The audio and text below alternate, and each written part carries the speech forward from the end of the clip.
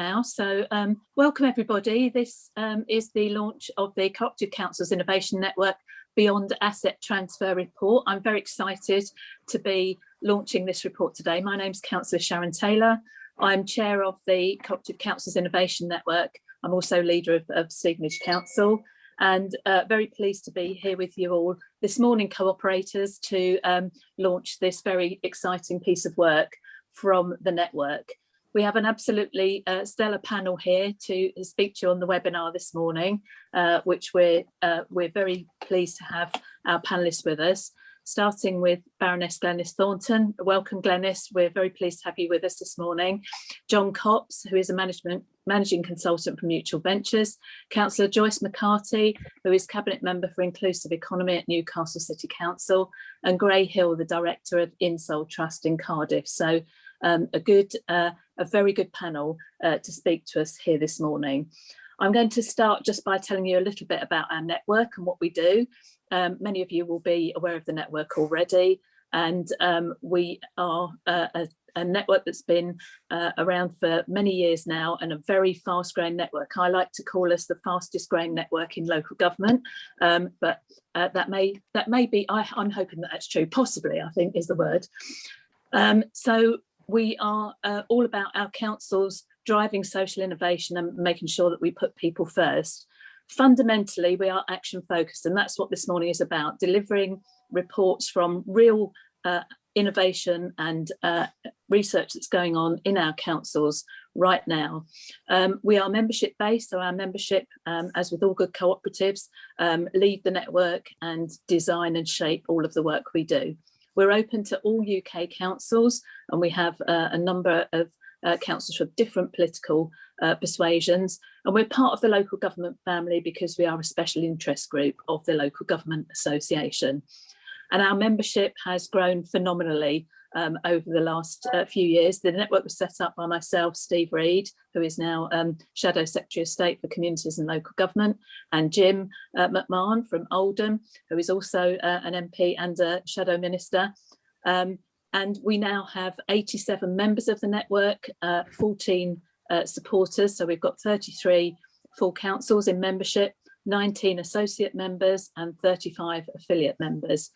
And just to show you who some of our members are, if I can have the next slide, there we are. And we are 33 councils. We cover over 9 million citizens in the UK, and we have combined budgets of around 14 billion. So a network with some significant clout and firmly rooted within the cooperative movement.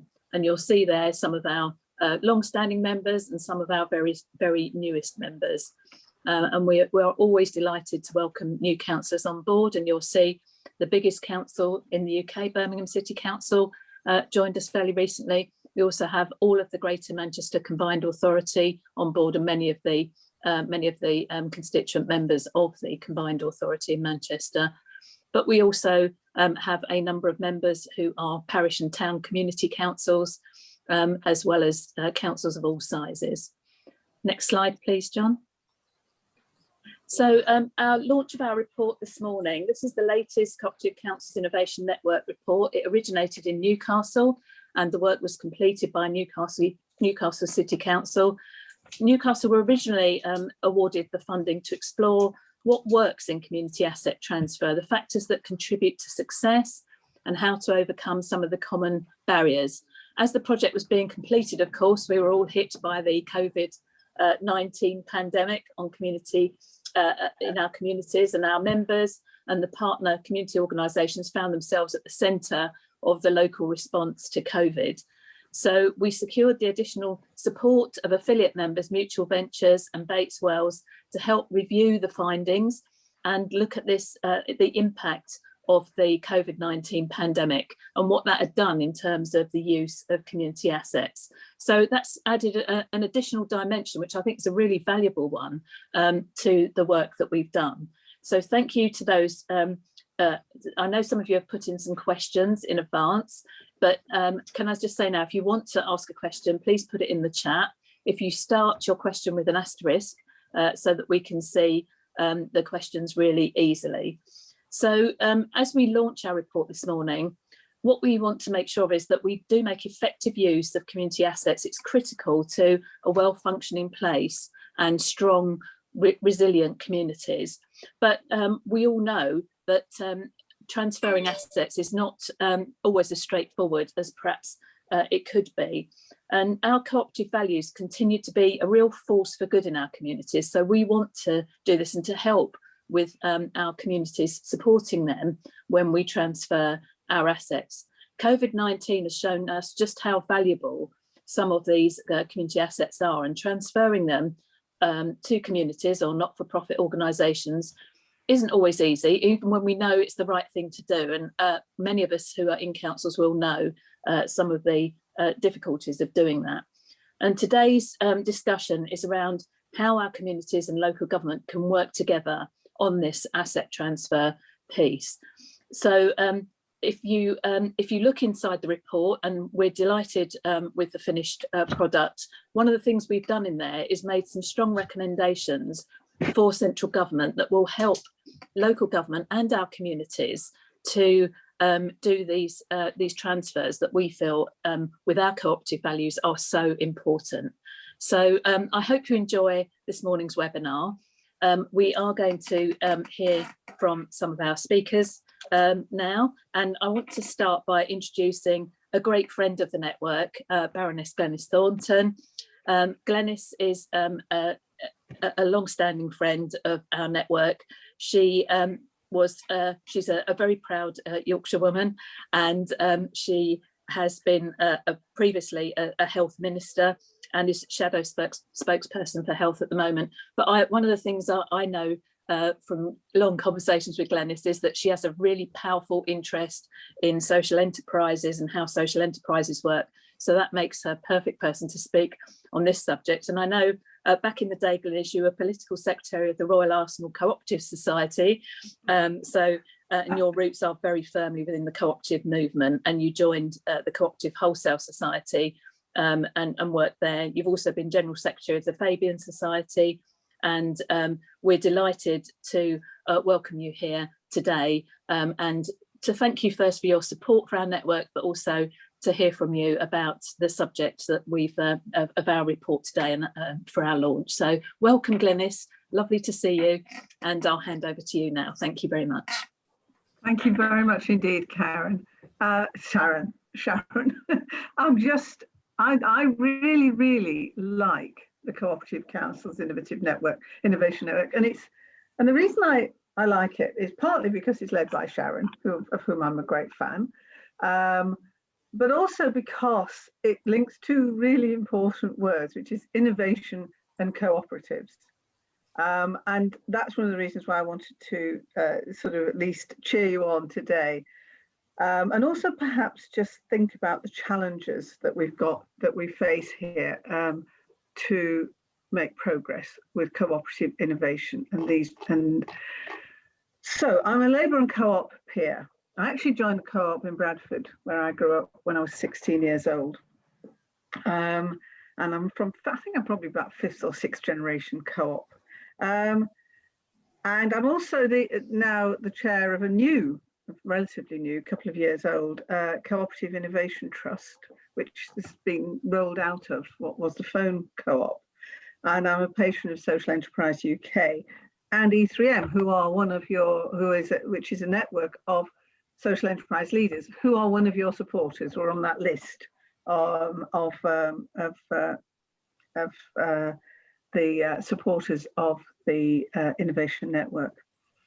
The challenge, I think, and I'm really looking forward to hearing the presentations that are about to follow here, the challenge is, how do we get people to think about these sorts of issues? Asset transfer doesn't exactly sort of send your eyes spinning with excitement, those words. They are ones which need explanation. They are very, very important, and they're not new. I mean, when we were first setting up Social Enterprise UK in 2001, I went to Scotland and worked up there with Scottish colleagues, and they were very keen on the asset transfer that has helped to save land in the Highlands and Islands and so on. But we face several problems and the challenges that we face. One is actually getting government to recognise that this is a really, that cooperatives, mutuals and social enterprises are an important and sustainable part of coming out of COVID and rebuilding our economy. I think they're absolutely vital. The second one is actually getting our colleagues across councils, the people who've actually got the powers to do this, to realise it's doable and to make it as easy as possible to do. And one of the challenges that I think we've got in Parliament, and I work very closely with the co-op group and the co-op party group, is actually trying to make sure that the legislation that's going through also certainly doesn't hinder or stop, but hopefully will help to grow the cooperative solutions that we think are so important, of which this is an important part. And I'm not really going to say very much more, but I'm just going to say those are the challenges I think we have. When I first set up Social Enterprise UK, I might be the first parliamentarian ever to have used the word social enterprise in Parliament. Not sure about that. Nobody knew what we were talking about. They certainly know what cooperatives are because we have been around for a very, very long time. So we don't have to overcome that barrier. But I'm really sorry.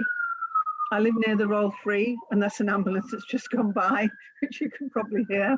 I always thought that one of the ways we get social enterprise recognised would be if a social enterprise nursery appeared in EastEnders or something like that. And I just think that one of the challenges we always have in the cooperative movement is how to actually make it easy for people to understand the benefits and the values of what we're talking about.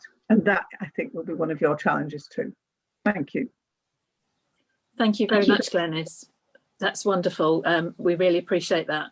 You're right. And one of the things the report does very clearly is sets out what the opportunities are of asset transfer, but it also very clearly articulates some of the challenges. And I think that's really helpful. And also what government can do to help remove some of the barriers, or to help actually ease the path for some of the asset transfers that our councils, even when we want to do it, and my council does, we find that it's much more difficult than it should be. That's part of the purpose of the report today, is to illustrate what those challenges are or articulate them. So I'm going to hand over now to John Copps from Mutual Ventures. John's going to give us an overview, an oversight of what is actually in this report. So over to you, John. Thank you. Thank you, Sharon, and good morning. I'm John Copps from Mutual Ventures. We're a small consultancy and we aim to make public services better by working with councils, with NHS organisations and with mutuals and social enterprises. And we help to make them more sustainable and connected to communities. And we're really proud to be part of the Cooperative Councils Innovation Network and work with Sharon, colleagues, and all you members who are listening. So as Sharon says, my job is to give you a sense of what's in here, to look at what works and what doesn't in community asset transfer, and to reflect what I think we've heard from members through the calls to evidence in 2018 and 2020 and numerous discussions we've had. So I think as our starting point, and what everybody wants, is to build strong, resilient communities, and community assets, whoever owns them, are critical to that. And what I want to say, and what the report argues, is that community asset transfer is a tool for ensuring effective use of these assets, and it's a tool that all councils should consider. So just to sort of state the obvious, but community asset transfer is the transfer of land, buildings or assets to the ownership or management of the community or third sector organisations. It's not new, but it's never been a better time to think about this as an option in your area, as Glenys has said, and as the examples show, which we'll hear later and also in the report. And the rewards here are really big, so it is something that I urge people to think about. So what works? What works in community asset transfer? I want to pick out 4 things. First is to councils a positive community asset transfer strategy and vision. So some councils have formal policies around this. And if you look in the report at the back, there is an example of that from Newcastle. And that is focused at, those policies must be focused around social value, and they must attract positive support from councillors, from communities, and the wider colleagues in councils and public services. And our colleagues later can tell you all about that. But community organisations say that it's only with shared aims with the council that you get success here. My second point is around capacity within the community group. So transfer works best where there's existing management committees, structures, experienced staff or volunteers, and there's a governance process already there. And there's examples, and I know Size Townside are one of the members who've joined us today on the webinar. There's a great example in there around libraries transfer to a third sector group, which has allowed extended opening hours and new activities. The third thing I'd say is good relationships, because there will be sticky points along this way and you'll have to be patient and learn together. One particular approach is a sort of duty of care from councils to the organisation where assets have been transferred. And to give the example of South Tyneside again, they have a third sector strategy and have invested in the tools that they need to empower those organisations to work and to be sustainable. And I think, as Sharon has said, COVID-19 has showed these relationships at their best, and the fact that the working with communities and with councils together is how we get effective local services. Fourthly, I want to say is the evidence of a sustainable business model and adequate financing. So very straightforwardly, to provide the confidence that the transfer will be successful in the longer term. So that's what works. What are the challenges? So most of the challenges, I think, are practical in terms of knowledge, support and capacity. So have you got the right people with the right know-how, and do you have the ability to bring in external support as you need it, because you will need it? Second is this kind of a realistic assessment of those resources, the funds you need and the time taken. So I think you need clear expectations at the outset around what those issues might be, and a need to invest in project management and in legal costs. There will be some red tape. You will have to wait for legal advice, for quotes for work, for condition surveys, to make sure buildings are safe and secure and ready to transfer. So it's not always a straightforward process. And I think those expectations need to be understood. And I'm sure Joyce and Gray can tell us a bit more about that in a minute. Thirdly, I think on the challenges is the focus needs to be on social value, not on saving money. It's about value for communities. It's about a cooperative approach with communities and with councils. And then fourth, I just want to say a bit about the legal issues. So interestingly, legal issues are seen as a barrier, but when none of the respondents to our call to evidence cited the lack of statutory powers as a barrier in actual fact. So it's more of a perception, really. Now, I'd sort of echo what Glenys says, that legal framework can be improved, because it doesn't exactly encourage transfer, but it doesn't, once you get into the process, it isn't really a barrier. So that will bring us to some, as long as you get the right advice there and you get the right legal expertise. So finally, that brings me to some of the recommendations for central government from the report, and you can read these in more detail in the document itself. The recommendation for government to invest in the capacity and resources for community asset transfer at a local level, to use funds such as the Levelling Up Fund and the Community Ownership Fund, which is yet to publish its prospectus, to seek strategic opportunities for asset transfer aligned to economic growth. Then I'd say there's other ways to make the process easier through model documentation, through replicable models that can be used. So learning from elsewhere and make that more available. And then there's the legal issues to strengthen the provisions, particularly in the 2011 Localism Act. So the community right to bid could become a community right to own, and increasing the time period that communities have to raise funding for assets.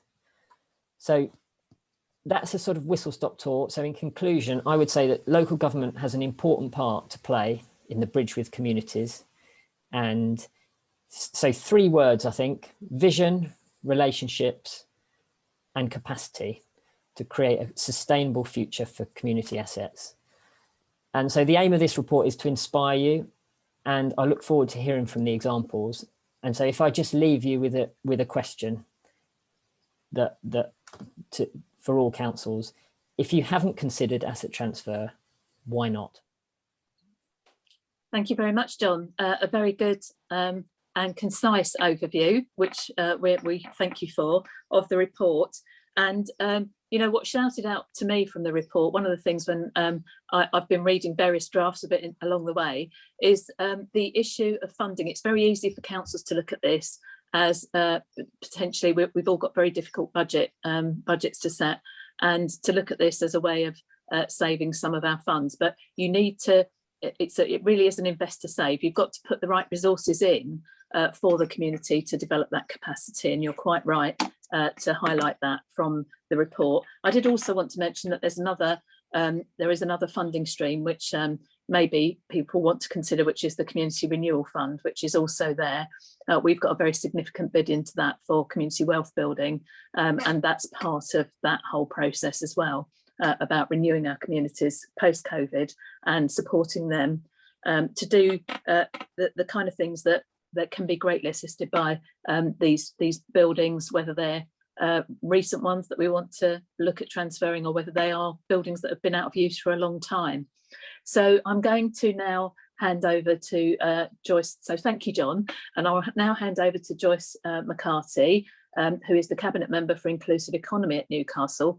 Joyce has very recently, and we're very grateful to her, has put her name forward. We have 2 main governing parts of our governing structure in the network. One is the Executive Oversight Committee, which I chair. The other is the Values and Principles Board, a very important part of the way we work, because that board oversees the way that we hold to cooperative values in the network. And Joyce has taken over as the chair of the Values and Principles Board. So we're very grateful to you for stepping up and doing that for us, Joyce. And we're handing over to you now for your case study from Newcastle Community Asset Trust. And we look forward very much to hearing about, this is all about what our network's about hearing from you how this has worked out there on the ground in Newcastle. Over to you, Joyce.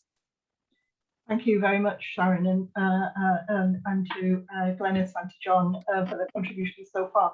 I'm going to set a little bit of context, I think, first, which a bit follows on from what Sharon has said, and maybe is a bit challenging to what John is setting out in terms of why we have done this, because we've lived through austerity for the last 11 years and indeed previously, and some of the examples that we've got in front of us are as a result of councils having to make difficult decisions about reducing their spend, but trying to do that in a way, in a whole range of different ways, which actually result in stronger communities, greater responsibility for individual members of the community's boards, greater opportunities for volunteering, which I think contributes to that strong, resilient community that John talked about.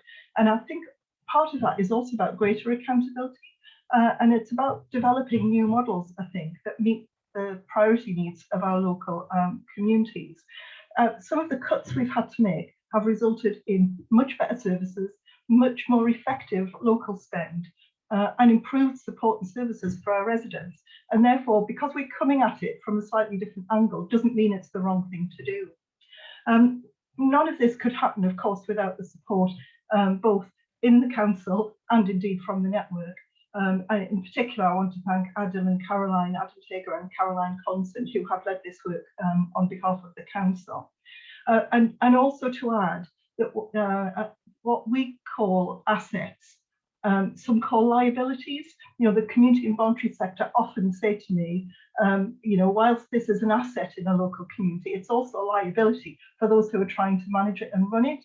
And Sometimes that's around champions that exist in our local communities, reliant on one or two individuals. So we've kind of constantly got to have an eye on what we need to do to broaden that support and make sure that we can, as a council, ensure that assets are used well, maintained, safe, have sustainable business model for the benefit of the users. All of that is about co-production. Our approach has been for council officers to work with those local organisations, community groups, delivering social value locally. And I think the experience over the last year through this pandemic has been astonishing in terms of the level of support, the fantastic support for residents across our city who were really, really struggling. Of course, part of me wants to say we don't really know how effective all of this is yet, or how much impact it will have in the longer term, because these things develop and grow over time. But so far, I think the impact of this has been really good. So our model was the example that's included within this, the case study, is some work from a centre, a community centre that was built in Cllr, a pocket of deprivation surrounded by, in some parts, better off housing, and owned by our Almo and the City Council, and therefore was a bit complicated. But the local councillors wanted to work with the volunteers who were running that centre to, it is a fabulous building. It's a hall, it's offices, it's meeting space, it's a library, a kitchen, really, really good opportunity to develop wider support. And years ago, the councillors in that area wanted to secure its future, and were just exploring different commercial opportunities to run in a community centre to make sure that the community centre had ongoing income to support the work that they wanted to do. I think that hard work they brought in a post office, which is now a thriving opportunity. They've now got Mrs. T's tea rooms, which are brilliant. The food there is excellent and affordable for many local residents. The volunteer library that's run there, and a post office. And it's a post office that was at the core of providing the commercial income that helped to secure the building in the longer term. Of course, all of this needs vision, drive, passion. You've got to believe that you can make a difference. You've got to have a little bit of an off-the-wall idea too, in order to come up with this kind of approach. But ultimately, what you want to do is make a difference for our local communities. And all of that was hard work for the local residents in the area, particularly those who were running the centre. Of course, it did take funding from the City Council, from Johannes Newcastle, our Almo, and the small amount of ward funds. We don't have huge funds in wards, but the local councillors can make those kinds of decisions. I guess that is about democratic engagement. This is all about innovation, and it's about community leadership, really, and a different role for local councillors. We have learned from that. We have to think about what went well. It was led by the communities team in the council. It was led by the Cllr Partnership volunteers who worked for that, and the local councillors joined up, able to bring together the right partners and make a difference. It was complex because of the mixed ownership. John has highlighted the legal, technical difficulties, which actually local communities, most of us wouldn't understand about leases and what difference all of that needs, or how much you need to understand all of that, and whether they're long or short leases. I don't even understand what the difference is. But some of that is about making sure that we can find a way through that quagmire of detail in order to get the best outcomes for our local residents. There are issues about building safety management, as John highlighted. Oversight of capital spend. If you want to make a difference in the building, you've got to secure a commercial premise has got to be secure. That's different from having a meeting space. But the partnership were really lucky in that they employed an ex-council employee who knew how to manage their way around the City Council structures and organisations, who to talk to in order to make a difference. And I think that helped them, I want to say, walk the talk and accepting that things could be done in a different way. They've now become the Newcastle Communities Asset Trust and now run a further 2 buildings in the local area. And they did do the most amazing work throughout the pandemic. But I want to also be really honest with all of you who are taking part in this webinar. We've got that is a really, really successful example of asset transfer, but we've also got less successful ones. Another successful one, a pool that was closed in the early 90s, reopened by the local community, continues to work extremely successfully. But a pool locally in my area has not been quite so successful. The community who originally set it up were brilliant, set it up and it worked, and it was very, very effective. That's not the case for them now. They handed the keys back to the council about 18 months ago. At the same time as that, those keys were being handed back to the council, another community organisation was setting up a pool in another part of the city. So actually we've got to learn about the ongoing changes, the way that we need to support others, and recognise that we're not always going to be successful. Sometimes even, you know, with a huge amount of support, local things like that are not, they're just not going to work. And we've got to recognise that. So I think our approach has been open, transparent, but also about listening and learning together.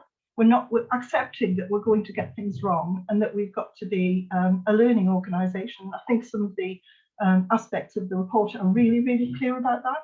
That if we really truly want to learn about what difference we can make so that we're delivering exactly that social value that we all respond to, we've got to recognise that we can learn from each other and we can do things differently next time. So, Chair, I just want to say thank you to the network for funding this work, to the officers who were involved in pulling it together, to other councils for sharing and contributing to the report, which I think adds depth and breadth to the opportunities that are there. And maybe just finally to say that the network has been really valuable in enabling those kinds of studies, that bit of research which councils wouldn't necessarily have the ability to fulfil themselves, to bring together reports like this so that we can all learn, see the successes, accept that sometimes we're going to fail, but let's learn from all of the work that we're going to undertake together. And I'm really pleased that we're setting out some asks of government too. It isn't just for us in local government or those of us who are involved in the network to lead on this work, but it's about learning right across the local government family and seeing what we can do differently next time. Thank you very much.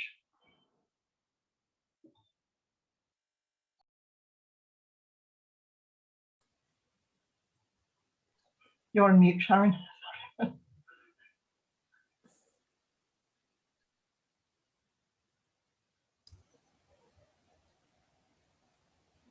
Sharon, you're on mute. Sorry, I was just saying thank you very much, Joyce, for all the work Newcastle have done on this report.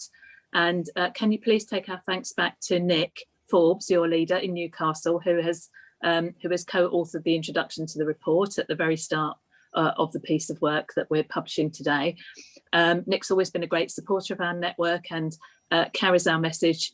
He's the Labour lead on the Local Government Association and carries our message through the LGA on our behalf. So we're grateful to Nick. And lots of work that you and your team have done there in Newcastle, Joyce, which is set out very clearly in the report, and that's a great help to the rest of us. You mentioned the policy labs and prototypes that we have funded through the network. The bigger our network grows, we use our membership fees in good co-op style to fund these ongoing pieces of innovation work, and we're delighted to be able to do that. And the bigger our membership gets, the more of that work we can do, which makes my heart sing that we're able to fund our councils to do the investigation and the work and the research on the work that supports our network. And we don't mind. Some of those things are really successful, and we get great success stories. But we want to know when they're not as well. That's really important to us. So if people try something out and it doesn't work, the fact that it's funded by the network just gives a little bit of support to those councils who want to really experiment and do things that are really different. So, so that's great. Thank you again, Joyce, and we're going to hand over now to Gray Hill, who is the Director of Insole Court Trust at Cardiff. And Gray's going to tell us about our next case study, which is from Insole Court in Cardiff. And this gives us the other dimension of this operating under a devolved administration as well. So over to you, Gray. Look forward to hearing from you. Great, thank you. Well, good morning, everyone. It's a great pleasure to be able to share Insole Court's journey through community asset transfer and beyond with you. I have a presentation, so if you'll give me just a moment, I'm just going to go ahead and share our screen.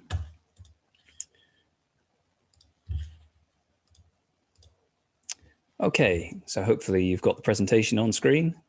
So like I say, my name is Gray Hill. I've been the Director of Insole Court here for the last 3 years, and I've been here since we went through community asset transfer and opened to the public back in September of 2016. So starting with the basics, what is Insole Court?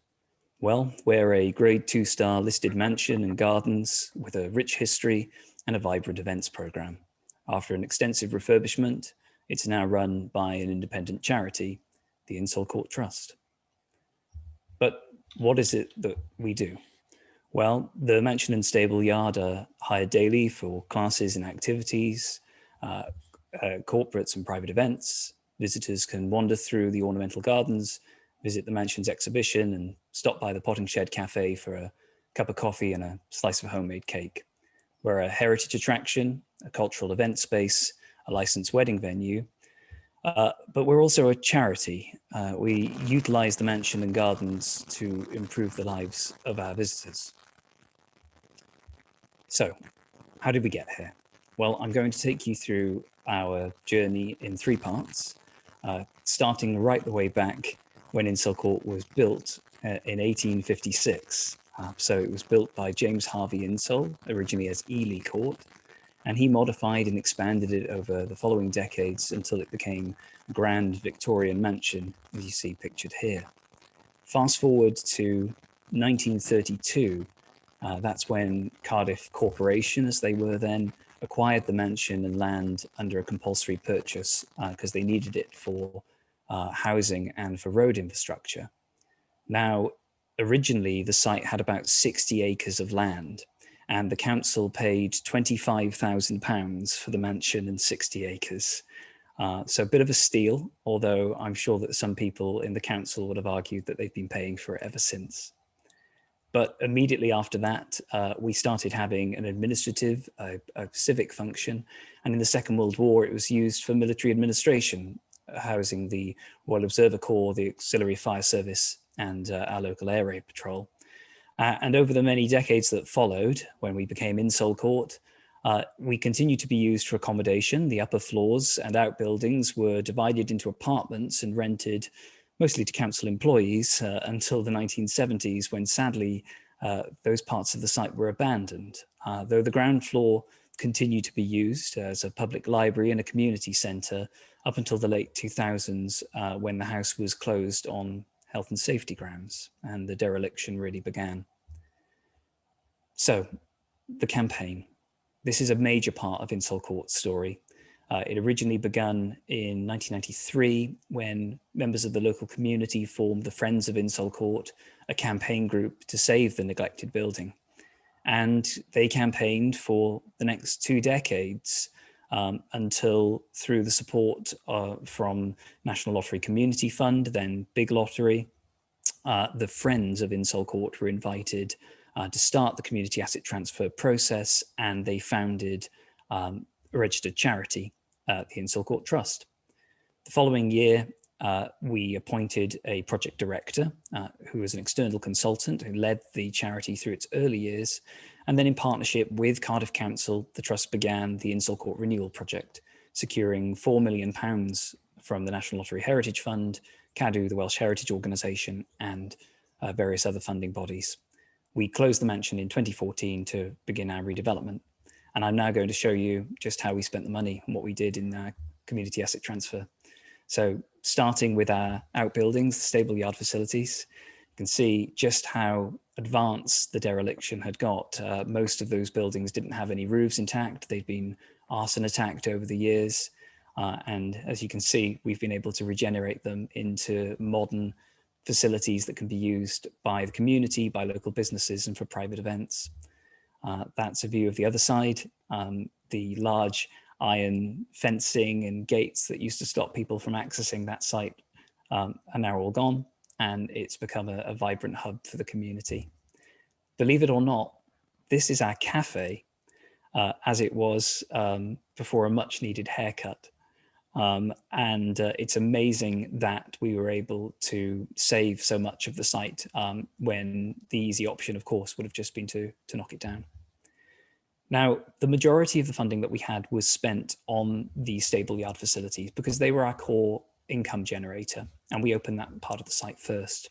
But we were able to spend some money on the mansion too. A little bit more low level, some of these repairs, but as you can see, this is our dining room, for example, and we've been able to lift it and give it purpose. The room can now be hired for dining events, but it's also a fabulous meeting room and boardroom. This is actually the room I'm speaking to you from now. This is our reading room.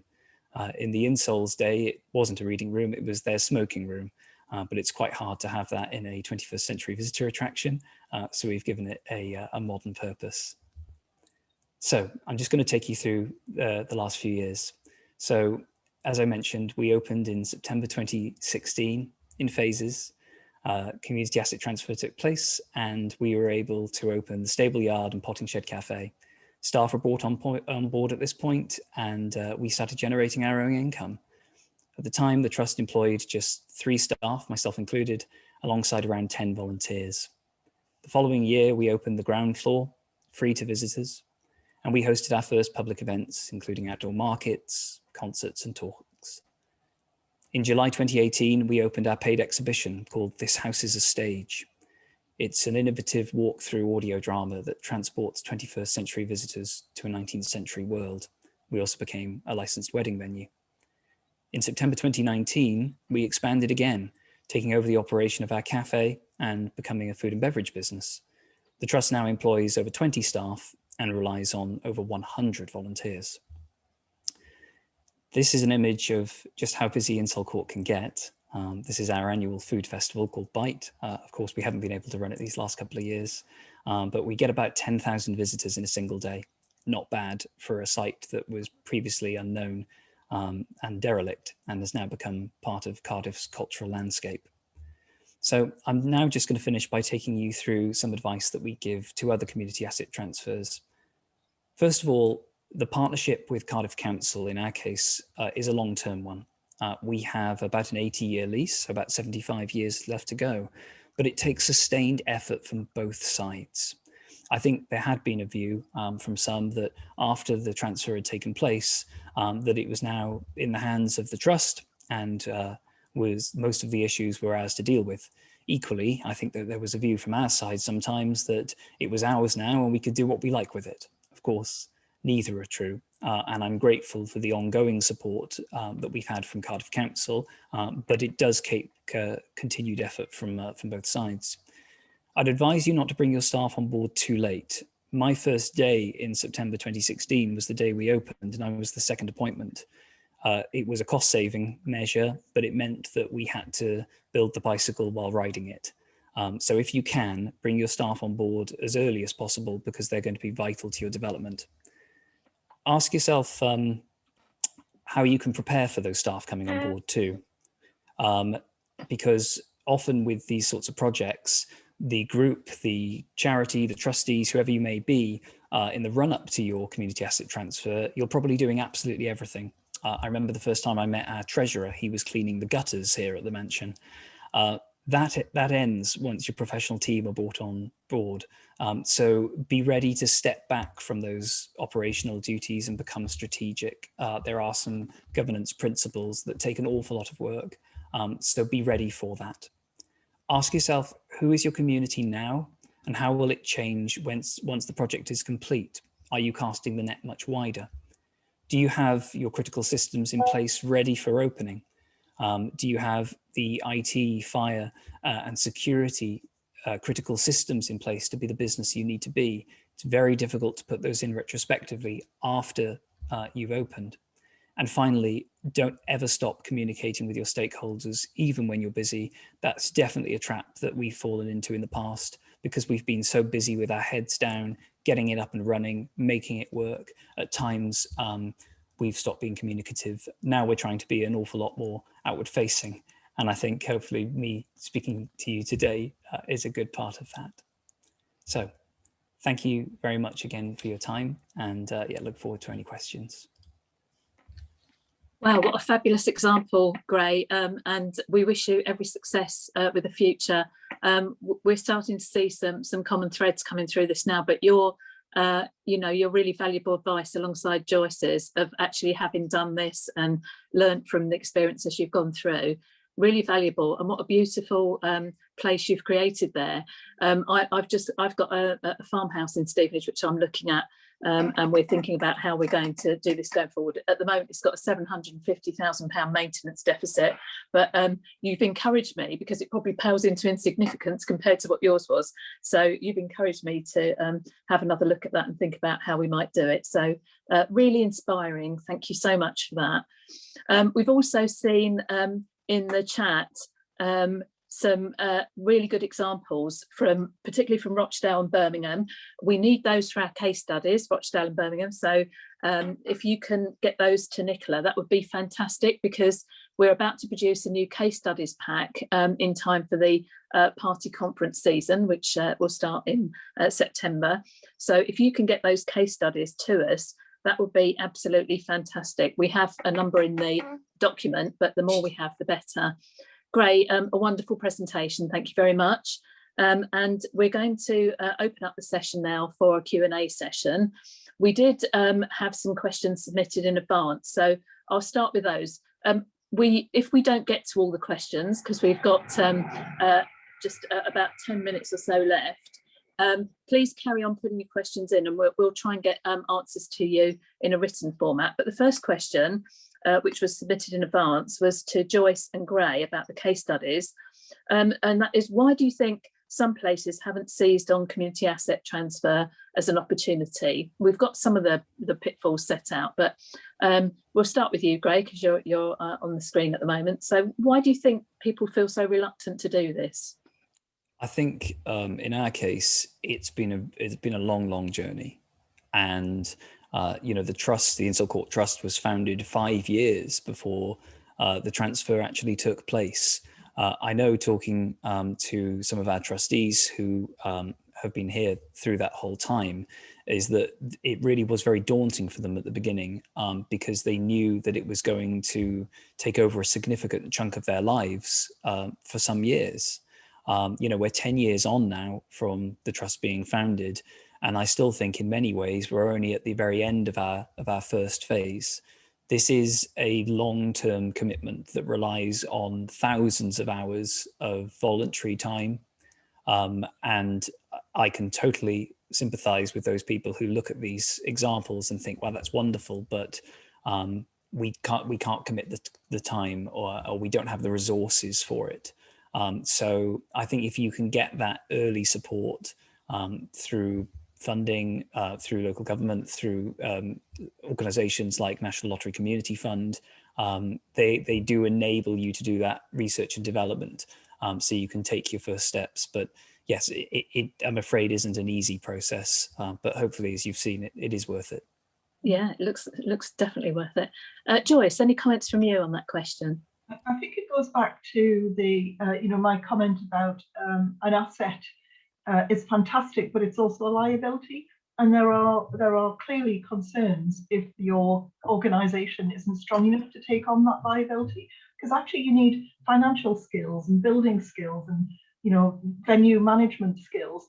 And whilst there are lots of people with those skills who volunteer their time willingly, you don't always have that kind of collection around you. And I think it picks up on Gray's point about the partners being involved right from the start and being willing to test things out and pilot ideas, collectively, and understand that sometimes it isn't going to work and sometimes it will. Yeah, thank you.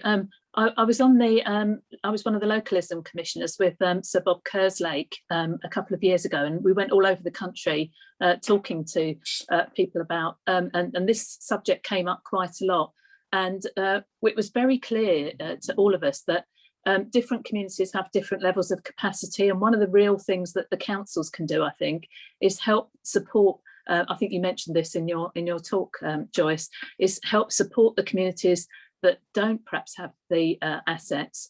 And you know, if you're perhaps a village community, you've got a village hall and the village is full of retired solicitors or recently retired solicitors and finance people, it might be much easier for you to take on that asset than in some of the communities that some of us represent. So it's really, that's a really key role for councils, I think, in supporting and helping our communities to do this. Glynis, I know you have to rush off to the House of Lords shortly, so I have a question for you. So I'll put your question next. And that one of the questions that came in was, what do you see as the potential for community assets to really improve the lives of people and communities? I mean, it's sort of like the fundamental question, isn't it, of cooperatives and social enterprise, and it's about people having control and democratic control of the parts of their lives, their jobs, their homes, the land they live on, the communities they live in, and being active participants in what happens to them. And for 2 or 3 years, I was fortunate to be the chief executive of the Young Foundation. I took time off from the front bench because the Andrew Lansley bill nearly killed me, and went and ran the Young Foundation for 3 years. And one of the things that we were doing at that time was actually looking at communities to see what the strength and resilience of those communities were, and it was and leadership.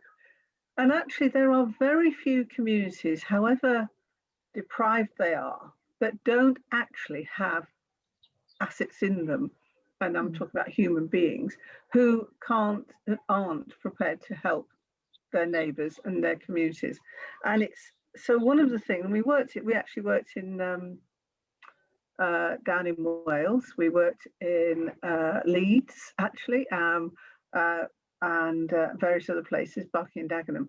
And one of the things that was completely clear to me, and I think it's something we should remember, and that councils can really help with, is actually identifying and developing the people in their communities, even in those very deprived communities, to find out what it is that they can do and how they can do it. So it's really, it's part of asset transfer, but actually I think it's a very hopeful way of getting the leadership you need to make these things happen.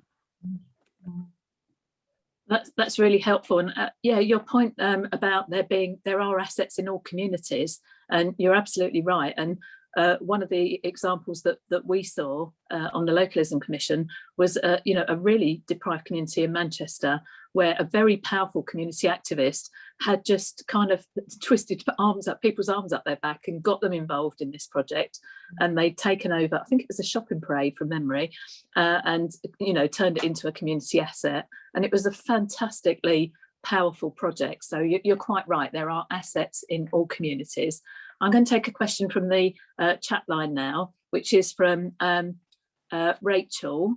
Hang on, let me just find it. I've lost it again. Let me just find the question. Yeah, from Rachel Stringfellow. Rachel says, what are the views of the panellists on community shares as a mechanism to raise finance to fund remediation works or other investment in community assets? John, as you gave us the overview on the report, perhaps you'd like to start us off with that one. Yeah, I think this gets to the point of how you pay for investment, which is always required into these assets. And I'd be interested in Gray and Joyce's examples of that. So community shares are, for everyone, a withdrawable, non-transferable share capital that is there to raise capital, but it's specific to co-ops and to community benefit societies or charitable community benefit societies as part of that legislation. So it pays interest, but it can't be transferred. And it also allows a democratic way of voting. So it doesn't matter how many community shares you have, you still have a say in the governance of an organisation. So as a means, it's one option. It's one option, and there are examples of it working really well, and there are examples where it doesn't work so well. So I saw a statistic around those organisations that have used community shares. 92% of them are still around. So it does have a high success rate, but there are specific, you know, it's useful in specific circumstances. It might be in other examples you want to get a loan, maybe from a commercial bank or from a social investor or from the council. And in other cases, you may not need that level of finance. So really, it depends on your situation. I don't know if Gray and Joyce have anything to add to that from there. Yeah, do come in, Gray or Joyce, if you want to add to that. Okay, it's not something that we've gone through ourselves here. I mentioned that we were fortunate enough to have financial support early, enough for us to bring in the consultant to lead, but also to undertake some of those initial works, and found the charity. We're also quite fortunate that we're in a residential area here. We're surrounded by housing. So there already is quite a considerable sense of community ownership of the site. And because it had been derelict for so many decades, most people who'd lived in the area were already engaged, were already on board. If we were going through this process again, though, and perhaps we didn't have the kind of resources available to us, because I appreciate we're in a very different climate now, it's certainly something that we would consider. It sounds like a great way to get buy-in from your community, but it's not something that we have direct experience of. Okay, thank you. Joyce, any thoughts on that from you? I think that has been tried, although I don't know very much about community shares themselves. So I think, you know, what Gray has just shared around getting investment from your local community, I think we certainly tried that before. I think it does, in terms of what we can do through local government, I think our voluntary and community sector infrastructure organisations are really important in all of that, and our ongoing support for those, you know, our local, ours is called Connected Voice, and they're really, really excellent, keep up to date and support us. And the other challenge I think we've got with all of this is the language that's used. What do we mean by social enterprise? What's a not-for-profit? You know, we need to have some kind of clarity, I think, about all of these things describe something similar, because what we're talking about is local communities coming together to support, you know, important buildings, assets, people in their local communities. And I think that that, you know, some clarity around the language. It would be great if we could just use one set of jargon rather than 20 sets. Yeah, that's always an issue, isn't it, with anything we do, and I think sometimes I think of local government as a jargon creating industry, because we do a lot of it.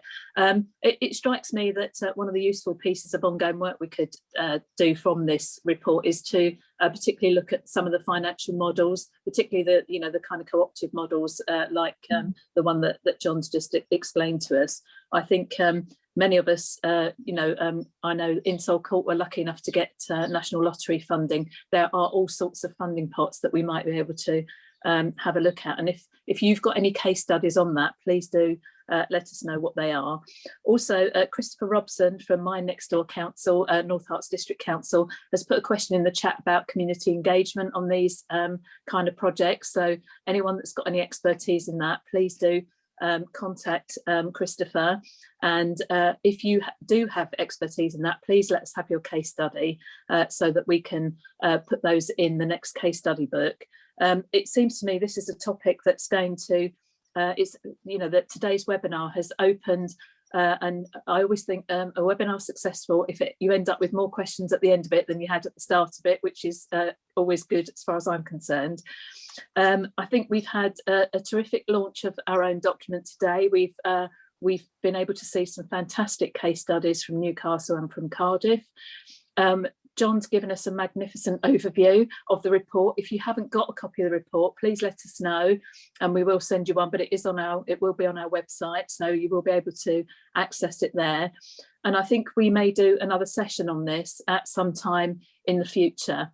In the chat, we're seeing people looking at all different models, and there's quite a lot of talk about leases and how we structure leases for good community asset transfer. I think that's important. So I think we'll roll this forward for another discussion, perhaps at one of our sessions, and we'll put it in for some further examples from those councils, and we've seen lots of them in chat who are flagging up some of the work they've done in their own areas. I'd love to hear about those, and I'm sure the rest of our membership would as well. So, but we are at our time now. Glenys has had to rush off to the House of Lords. We're very grateful to Glenys for participating. To all of our fantastic panellists, to John, to Joyce and to Gray, thank you. As ever, a huge thank you to Nicola Nicola Huckabee from the network for getting this all organised for us today, and to Charlotte and John for the work they've done on organising it today. And thank you to all of you for participating. Our network is all about the people in our councils and in our affiliate and associate members. So let's have your case studies, bring them forward. This is a unique piece of work that we've done here, and we'll be leading and innovating as our councils do across the country. So thank you very much for your attendance this morning, for your time, and for the innovation that continues to emerge as we drive this fantastic network forward. We're very grateful to all of you. Thank you all very much indeed.